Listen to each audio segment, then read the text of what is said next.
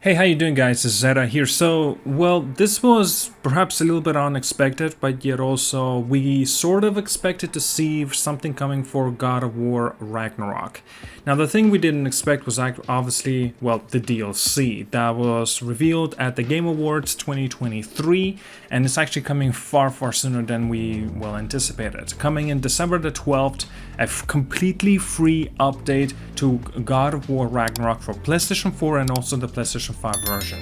Incredible, genuinely is. So there's a PlayStation blog. I'm not gonna read out whole thing. I will read out only the key moments of what to expect out of this experience that we should be receiving in this DLC. So this is a little bit of a mention. Journey to Valhalla. God of War Ragnarok Valhalla will be an epilogue to the events of God of War Ragnarok that follows Kratos on deeply personal and reflective journey, set after the decisive battle against Odin and Atreus' departure. Kratos has seen a path for himself that he never thought possible before.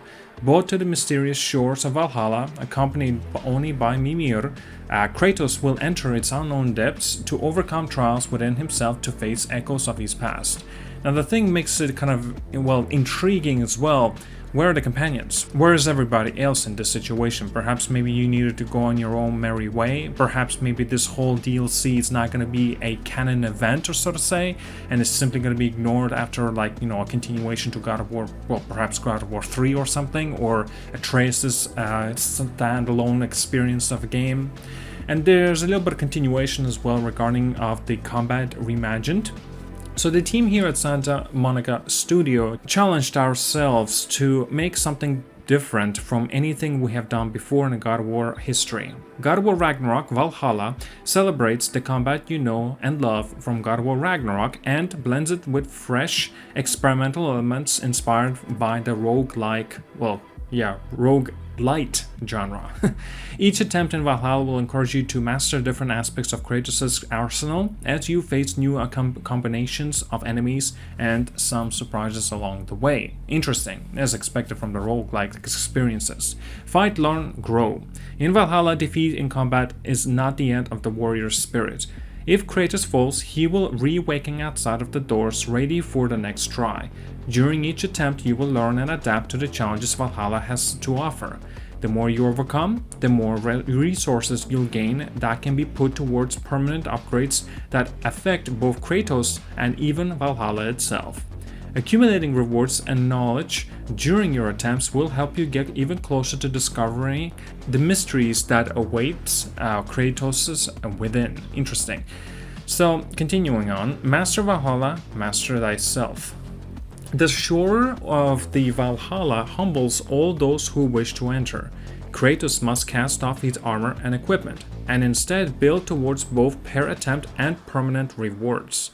Kratos will have access to all his weapons and fully upgraded skill tree at all times, but must commit to a shield and path of the Spartan Rage for each attempt. As you overcome the trials of Valhalla and explore its depth, you will make choices between temporary glyphs for which stats to upgrade, which perks to select, which runic attacks to wield, and more.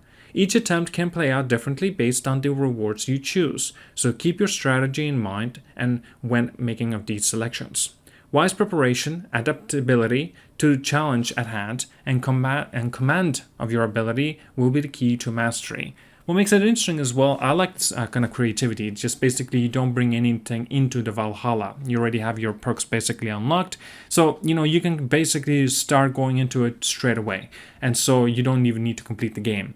The thing what makes it kind of curious as well, what kind of differences will there be comparing to the normal game of God of War Ragnarok and of course the Valhalla. Obviously we'll get to see this to experience it for ourselves. But nevertheless, let's continue.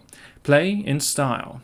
Armor in Valhalla is for appearances only, so don't hold back when customizing for style. Unlock different looks, then mix and match your favorites between attempts to get Kratos looking fit for all your photo mode needs. Awesome. Well, I guess that armor do not have those buffs, perks, and the abilities, additions to it. That's actually an interesting kind of take. Choose your challenge. God of War Ragnarok Valhalla has 5 difficulty settings that has been specially crafted and tuned to the unique gameplay of the DLC. Each difficulty setting increases the rewards you'll gain from the battle. You can swap freely among them between attempts, including to and from the highest difficulty setting, Show Me Mastery. Looks like Give Me God of War is not going to be the highest any longer.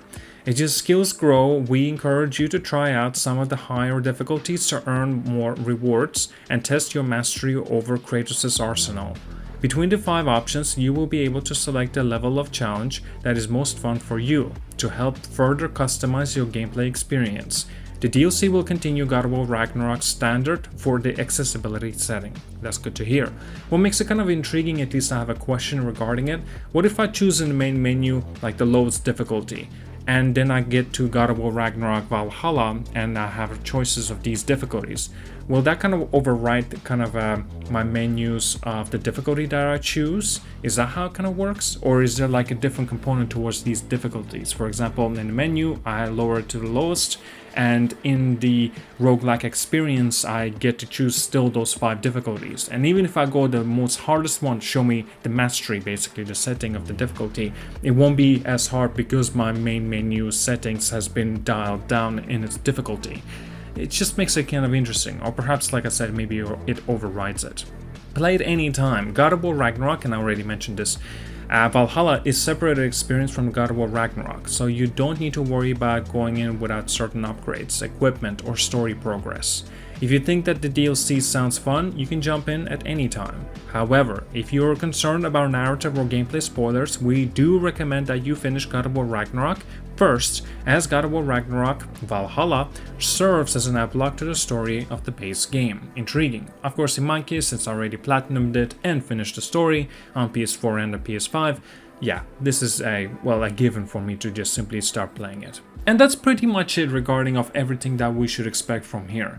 Now, obviously there's some questions, right? Of course, we'll know a lot more about them while closer we get to the launch of this DLC, completely for free on PS4 and the PS5. So it's not much of an excuse to say like, oh, I cannot get into it, or for whatever the reason due to exclusivity, or for example like that. But in this case as well, my question is, what about the trophies? Will there be a separate list of trophies specifically tied towards this DLC? Because I'll be honest with you guys, I will not be picking this DLC up and playing it if there's no DLC, if there's no trophies, additional trophies. But if there is, oh, you definitely know it, because I'm a little bit of a trophy hunter myself. I love to go for those trophies, and getting that 100% completion for God of War Ragnarok, well, it just makes sense for me. And I'm curious, will there be any trophies tied towards the Valhalla DLC? Nevertheless, this is awesome. I cannot wait to see what it's got in store for us, and is there something additional things or secrets that we're gonna figure out for ourselves? And also, what kind of epilogue of extra things and goodies that we can see as well? Very intriguing. Thank you so much for watching, like and subscribe. See you guys all later, and yeah, have a wonderful day.